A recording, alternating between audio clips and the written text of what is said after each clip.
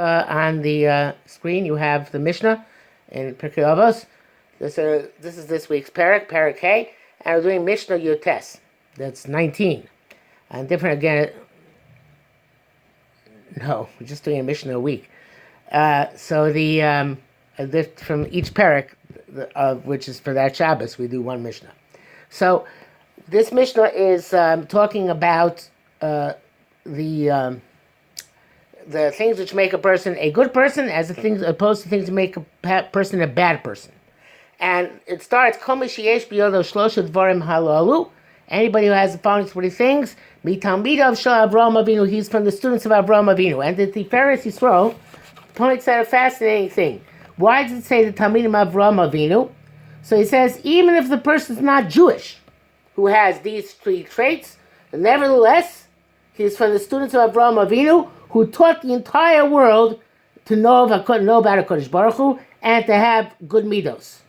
And that's why it doesn't say Talmidei Moshe Rabbeinu Alav Shalom, because we're Talmidei Moshe Rabbeinu, then they would have to keep the entire Torah. You can't just be a Talmidei Moshe Rabbeinu by being a good person. You have to keep the Torah mitzvahs.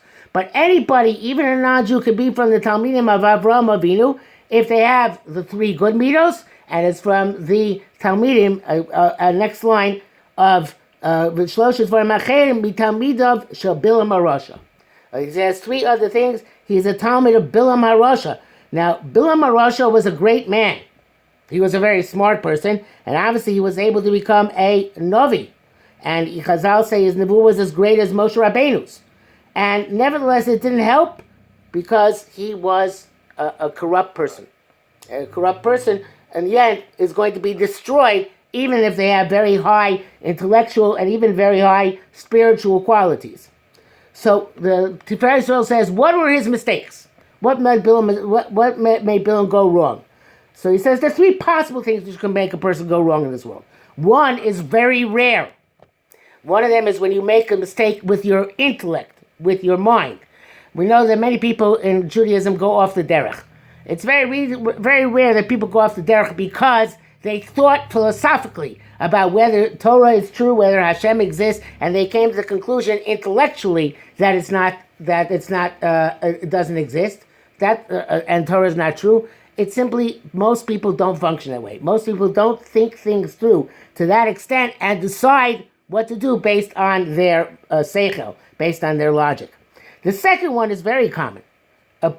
Many people follow their own gaiva, right? This is a person who has a person who's full of hot air, who's full of himself. Such a person is very likely to sin, to go off the derech, because if a person is full of himself, he wants to put himself before everything else in the world. A third reason to sin is because of taivas, because of desires. And this is the reason why most people go off the derech in this world. Most people go off the derech because they want to pursue the pleasures of this world, which are not as available to them as they are to a non-Jewish person. Like I always say, lobster must taste very, very good because it looks very, very horrible. So if people eat lobster, there's got to be taste really, really good. So if that's the case, obviously a person who wants to try lobster can't do it while they're frum. So the only way to do things like that is go off the derech, and that is the reason why most people go off the derech. Okay? So you have intellectual mistake. Yeah.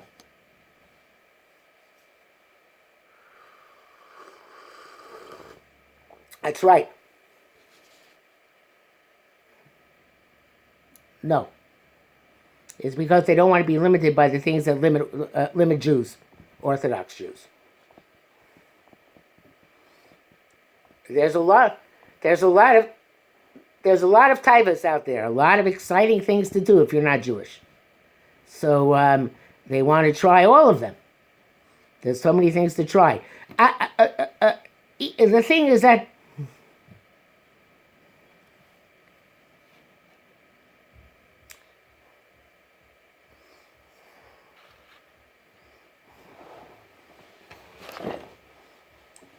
yes, but you like the yeah, right, and then many more things as well. That's why most people, and I'm not saying people don't go after there because of the other reasons, but most people go after there because of their desires. Okay, so let's go further in the Mishnah. What is a good trait? That which Avraham Avinu has, ayin tova. Now, ayin tova is a kind of like a good eye, is a kind of a broad phrase. What exactly does that mean? The Tiferes Yisrael says it means that the Tiferes Yisrael says that it means that a person. A second, I lost my place here. A person makes a mistake with his eye. In other words, he doesn't have the right perspective on things. It means a mistake in his intellect. That's how he's learning it. Corresponding to the first part of his system, when again there was intellectual mistakes, gaiva and taiva. So he says, ayin tova means you have to look at things the right way. If a person looks at things the right way, they're going to see what they're supposed to see. This is actually not my idea. It's about most people going off because of taivas. I think it's true. But also, Rav Chanan Wasserman says a very important thing. He says that it says in the Chumash, Lo sasur achrei levavchem b'achrei einechem. Says, don't follow your heart and don't follow your eyes. And Chazal say, Lo sasur levavchem, don't follow your heart. That is to become a min, an apikores. Okay? So a person should not become a min or an apikores, which means they deny the truth of Torah. So Rabbi Chanan says, I understand, a person does become an apikores, denying the truth of Torah from their lave, which is their emotion. They become an apikores because of their mind, where they deny things in the Torah and they say they're not true. So he answers that by saying that that's the reason why people make intellectual mistakes is because they have an emotional draw towards something. Parakeh Mishnah test. And so therefore, it's when a person has a subjective, meaning they have their own way they want to see things. That's the opposite of an ayin tova. When a person wants to see things the way they actually are objectively, that's an ayin tova. When he doesn't have that, it's an ayin ra'ah, which we're going to see is one of the midos of Bilam HaRasha. Most of the time, most of us, including myself, we look at things the way we want to see them. We don't look at things to see what does that say. We look. Kol mi sheyesh b'ro shloshet dvarim halolu. Harei mi Talmidav Shel Avraham Avinu. Yeah. Okay. So, so in any event, whatever, everybody can do it their own way. So, for example, if I don't like a teacher, right? So and there are many teachers in my career that I did not like. So I'm going to look at that teacher negatively. I'm never going to be able to see that teacher in a positive light because I hate them and I think they hate me. So therefore, my ayin is already predisposed to see that whatever they're going to do, it's wrong and it's bad. Okay? What? Whatever reason. Either too smart or because I thought that they were bad people. So there are many reasons why I did not like teachers. But so an ayin tova means to look at things with a good eye, meaning to try and see what really is going on, as opposed to what my preconceived notion leads me to see. Now, the Bartanura gives a very different interpretation. He says ayin tova means a person is happy with what he has. Like Chazal say earlier in Pirkei Avos, Ezu Ashir Hasamech Bechalko. Somebody who is happy with what they have. In other words, a person has a bad eye means they're always jealous of other people. They always want what other people have. They want more and more, right? The person who has an ayin tova, according to the Bartanura, is somebody who feels, I have enough. I'm not looking towards other people. I have a good eye on what I have. So those are two interpretations of ayin tova. Let's go to the, yeah.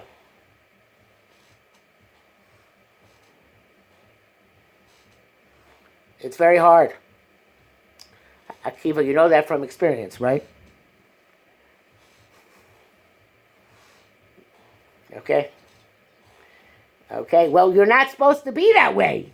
Supposed to have an ayin tova. Okay. The next thing a person's supposed to have is a ruach nemu. That's true. They should, but that doesn't make you. That doesn't let you off the hook. You both have to do it. So the next one is ruach nemucha. Ruach nemucha means literally a low spirit, but it means a person is the opposite of Baal Gaiva, right? A person is not haughty. A person is not full of himself. A person is humble. And obviously, if a person is humble, that means that they want to help other people, and they look at other people with respect, and look at other people with even affection, because they know that other people are good people, are significant people, and they should learn from them and listen to what they have to say and help them out.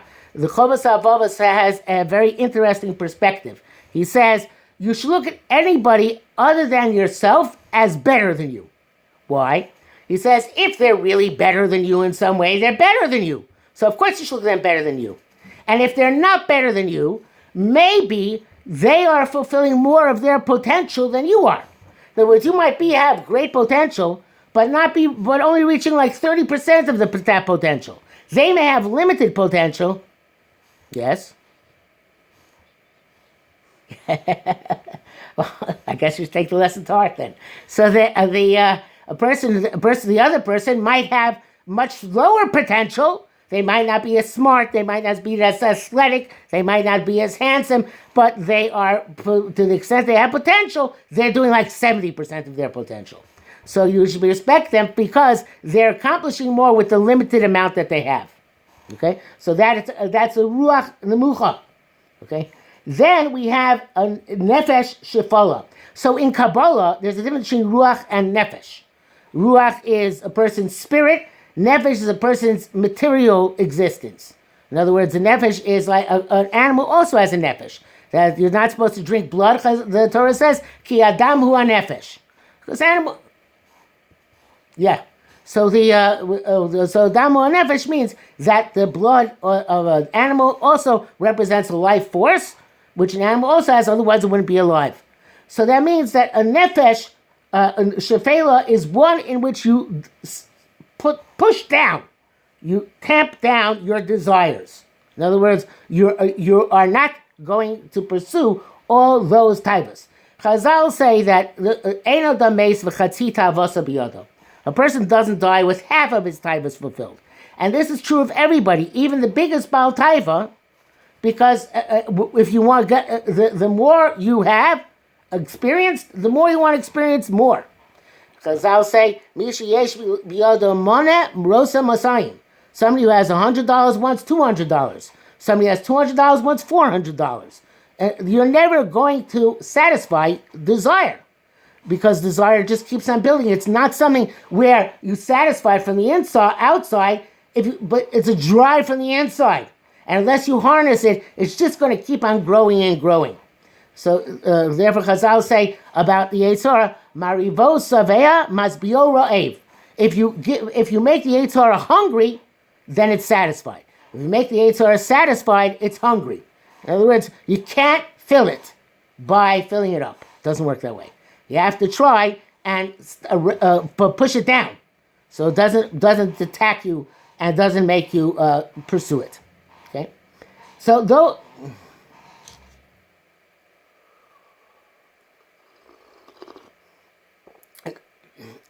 Exactly. Very good, Marshall. Yes, absolutely. Good. So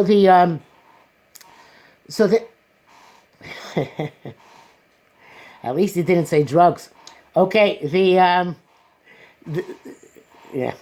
So the opposite, Talmidav Bilam are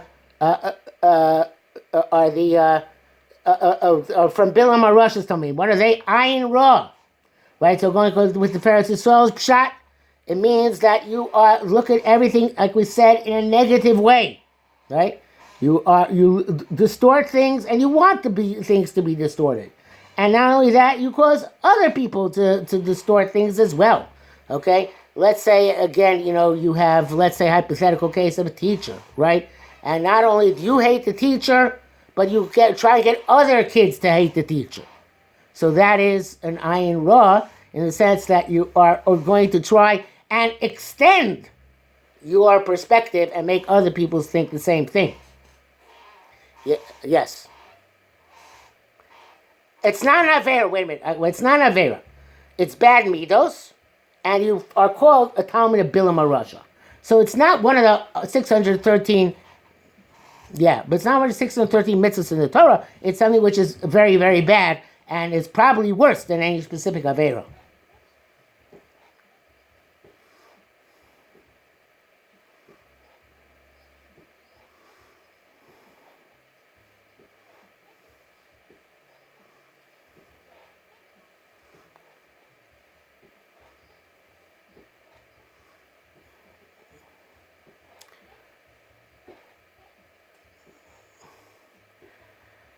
It's very hard to be a reporter, especially on TV, and be a frum Jew, because almost always you're being asked to take a specific perspective and distort the news one way or another, right? If it's if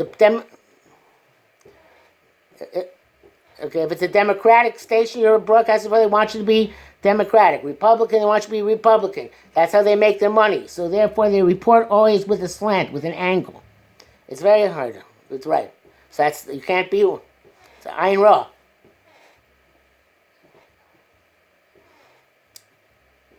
Right. You will not be able to be a reporter. I don't think that's a good idea either. I would suspect that would also be called ayin ra. Okay, so the next one is ruach gavoa. Ruach gavoa means, of course, you're a baal gaiva. That's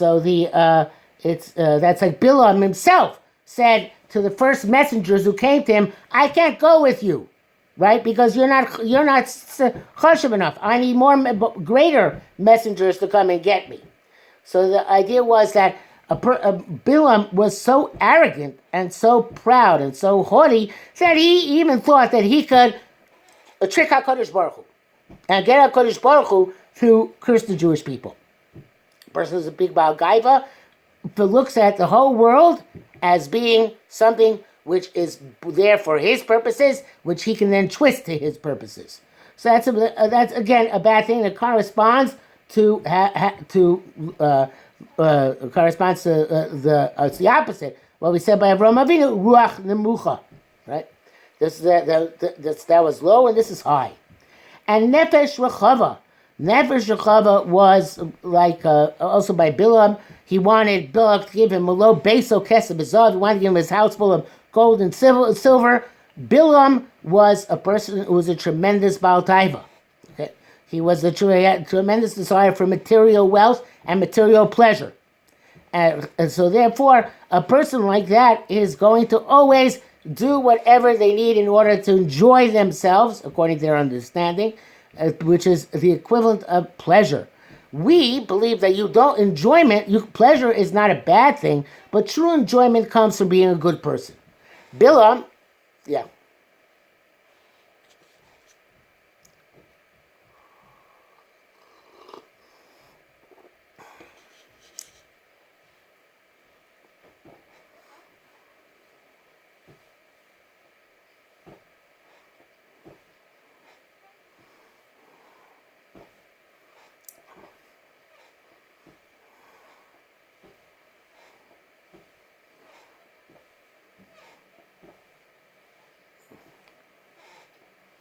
Yeah, that would be a problem. Yes.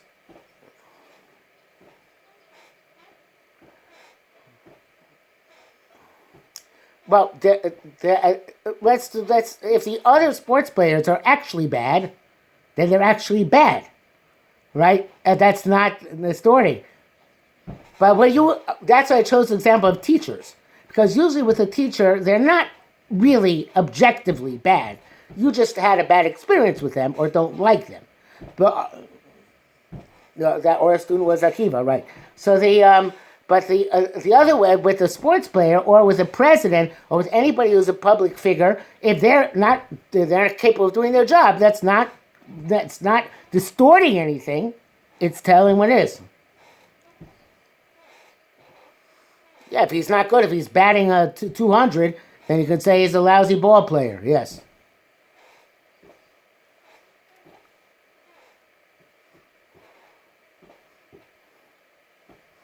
No. Well, that's... No, you can say that. You can just explain what you're saying. That this person is not yet ready for the major leagues. He should have been in AAA ball. That's okay. You're allowed to voice an opinion, especially because, one second, a person who puts themselves into the world of sports knows that that's how sports work. That was.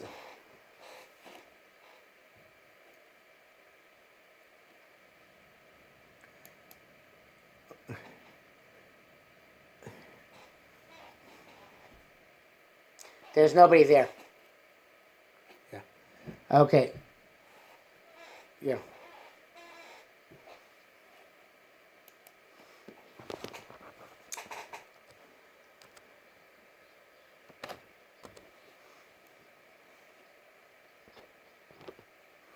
Yes.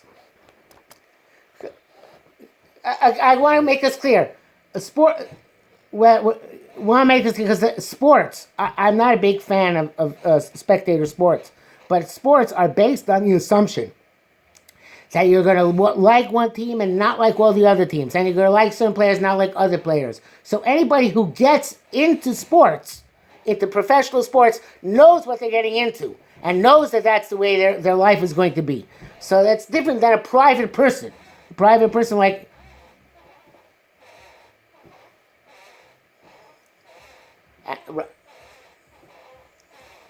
Right, exactly. If you're a president, you know that half the people are going to love you and half the people are going to hate you. And you decided to take the job anyway. So therefore, whoever it is. So therefore, the idea is that you are, as a president, you as a public figure, decided you're going to put yourself into that situation, and therefore you're subject to that. That's not the same thing. No, because reporter, that's a simple question of MS. You have to be as much MS as possible, and a reporter is not necessarily on the side of MS, they're on the side of entertainment. So therefore they're going...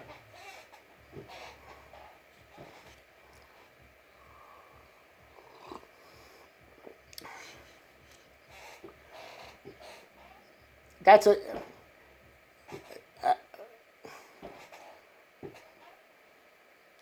No, you can. I'm not talking about a sports announcer. I'm talking about somebody who reports, because sports is a whole world unto itself. I'm talking about somebody who is supposed to report the news.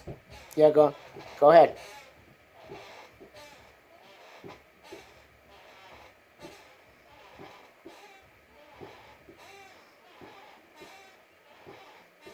Correct.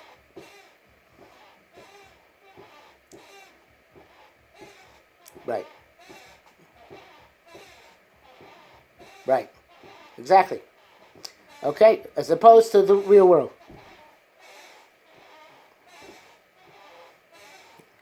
For better or for worse. Yes. One of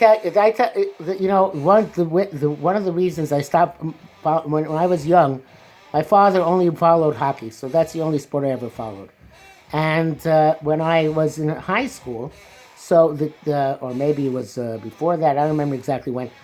So I was a Rangers fan, and the arch enemy of the Rangers were the Boston Bruins. And one time the Rangers traded their good players, John Littell, Brad Park, I think, a bunch of players to Boston. Okay, right. Right. So I could not. I realized at that point the whole thing is fake. So that's when I stopped following sports altogether. Okay.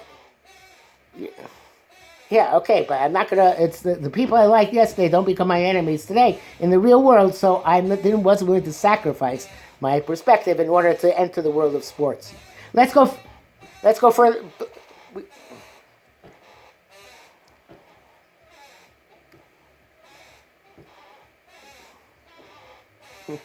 No, I was going to be trying to be down Chacham anyway. But let's go for. We have to finish at 7:25 because you have a shiur at 7:30. So let's go. Let's try and finish the mishnah. Okay, some people have a shiur at 7:30.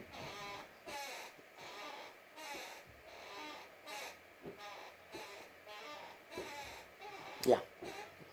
Okay. So Ma ben Talmidav Shel Avraham Avinu, Talmidav Shel Bilam Rasha. What's going to be in the end? The difference between the Talmidim of Avraham Avinu and the Talmidim of Bilam Rasha. Talmidim Shel Avraham Avinu Ochlim Ba'olam Hazeh. They eat in this world. Not that they get lots to eat, but they are happy with what they have. Ezu Ashir HaSamech B'Chelko. They're happy with what they have. V'nochlim Ba'olam Haba, and they have a portion, a great portion, in the world to come. Shneimar, it says, "L'anchil lo'avai yesh v'otosei mamalei." I'm going to give to those who love me, because the people who have midos tovos are going to love Hashem. It's just logical and rational. So I'm going to give them an eternal existence and fill up their. I'm going to give them substance, which is in this world, meaning they'll feel I'm significant. Somebody who feels yesh means I'm somebody who, as in Hebrew they say yeshut, means I have significance to myself. So that's ochel b'olam hazeh, that I'm living a meaningful life. V'otosei mamalei, I'm going to fill their warehouses. That is the reward in olam haba. So they have both olam hazeh and olam haba. Some people say yesh is olam haba, or it's the same as olam hazeh, but the way I understand it is yesh means they are a true existence of significance in this world, and they get olam haba as well. Aval Talmidav Shel Bilam Arasha Yorshim Gehenna. They inherit Gehenna. Now, in this world, they might think they have it good.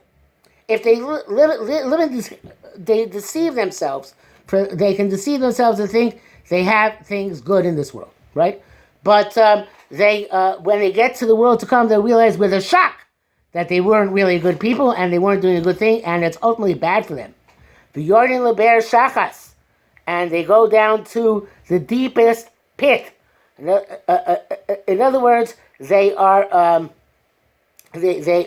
punished for having lived the lives they lived. You're going to throw them down into the pit. Anshe domim umirma. They're people of blood and of treachery. Now, even if they seem like good people, if they're only in it for their own desires or for their own gaiva, or because they make very bad intellectual mistakes, they don't see the world objectively, they are really underneath anshe domim umirma.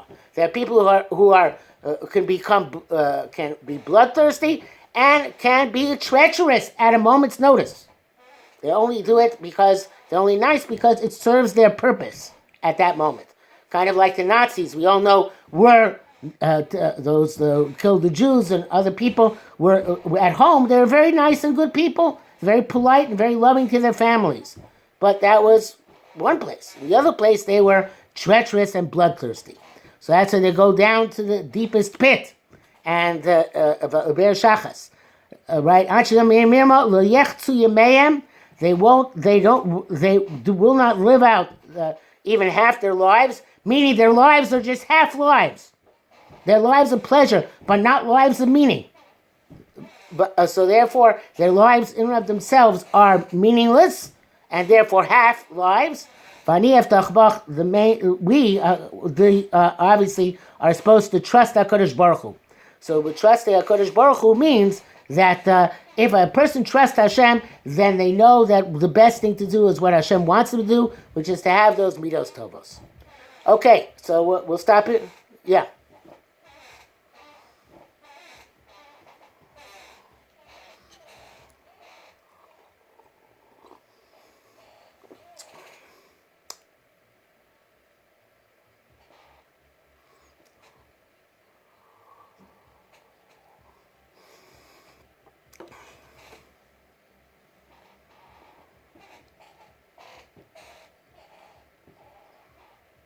Right, it can happen.